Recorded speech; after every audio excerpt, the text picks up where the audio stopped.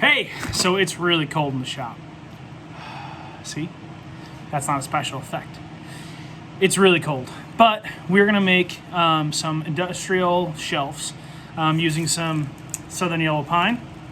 Obviously not this piece. We're gonna use some steel pieces and a crap ton of fittings.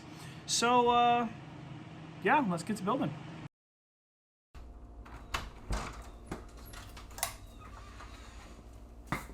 Hey, my name is Joe. Welcome to Shepherd's Workbench.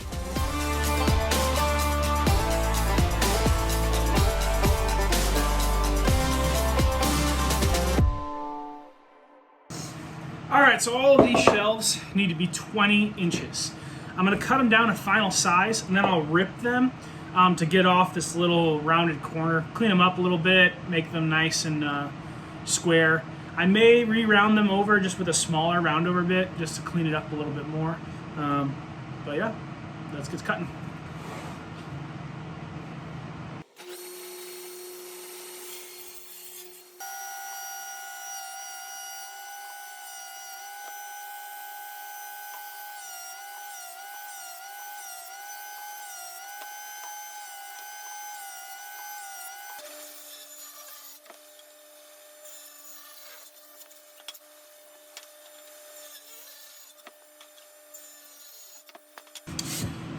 So now these pipes are gonna mount onto a wall. So we need to make sure that the pipe is 16 inches on center.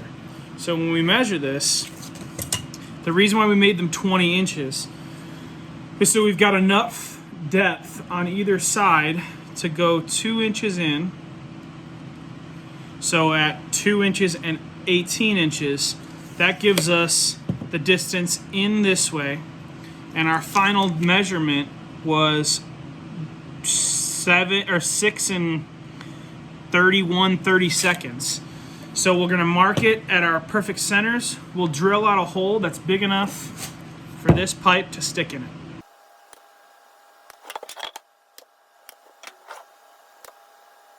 So after a couple tests, my Forstner bits really need to be sharpened. So we're gonna use a spade bit. I tried to figure out what was gonna fit best, so I did a 1-inch hole and a 1 1/8 inch hole.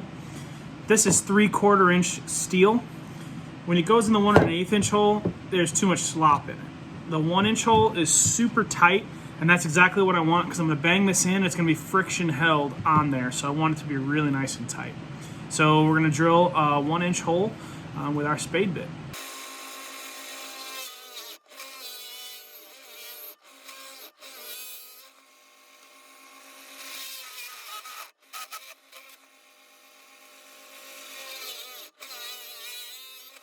All right, so I just want to explain for a second what I just did on the drill press. You guys saw me start it, the hole, then flip it over and go through again. And the reason why that is if you looked at my test pieces, this side has a super clean hole. This side has a bunch of blowout. I wanted to avoid that. So what I did, as the speed bore tip goes through, when it starts to protrude out the other side, I know exactly where the center of the hole is on the other side. So I can drill one side to get a clean face and flip it and get a clean face on this side as well. I just blow for resist tear out. Plus these do a much better job than my Forstner bits, probably because they just need to be sharpened. But having that ability to flip it over will save you so much time, and these speed bore tips or these paddle bits are so much cheaper than the Forstner bits are. So if all you've got are these paddle bits, you can get very clean results. Just make sure you take your time and you're flipping your board so you don't get the blowout. So we've got all our metal pieces laid out. First thing we're gonna do is peel off all the stickers, open up all the packaging, take off all the caps and things like that, and we gotta clean everything off with acetone. When it's shipped, it has a layer of like oil or residue on the outside that prevents it from rusting. We don't want that on there because we're gonna paint all of these pieces black. So just make sure that when you buy this kind of stuff, that you clean it. We're gonna use acetone, you can use mineral spirits, you can use degreaser, you can do whatever. Acetone is just easy because it dries really fast, like rubbing alcohol. So we can wipe it down, dry it all off, and then move on right to paint. All right, this is our current paint setup. We're gonna paint the flanges flat on here. I'm gonna mess with those later. But then we've got all our couplings and our 2-inch and 4-inch nipples on a wooden dowel that's clamped into my vise here and just standing up on end. And I taped off all the threads because I didn't want to paint in the threads. So let's get to painting.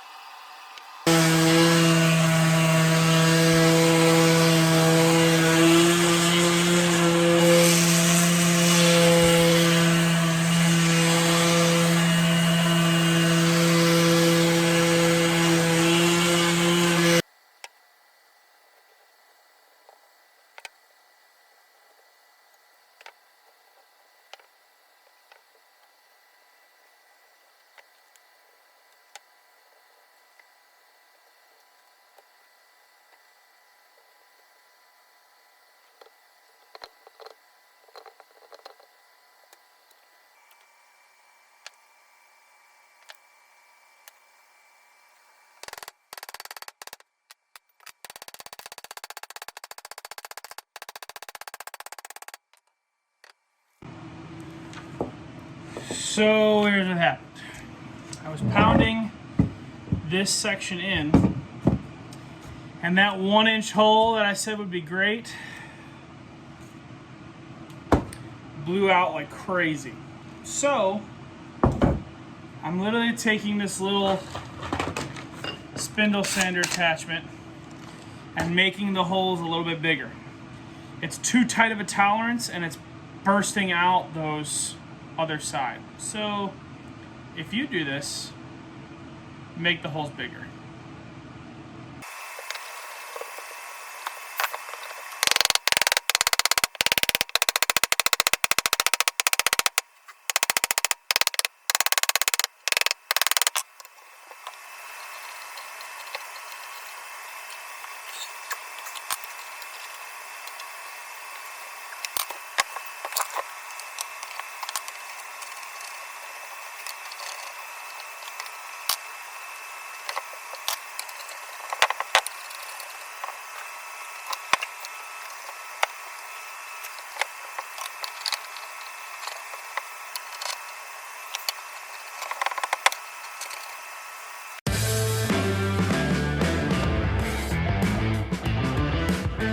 Alright guys, so we got that project all wrapped up. I did not take any videos after it got installed because the customer actually came and picked it up from me. So I did not get those videos, but here's some awesome pictures. And maybe that one. Anyway, I hope you guys enjoy this project.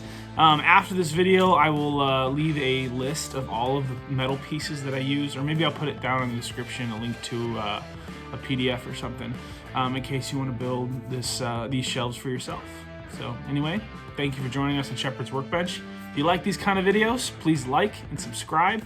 And if you want to get alerted about future videos, hit that bell notification so we can know when I post next. Anyway, thanks guys. We'll see you next project.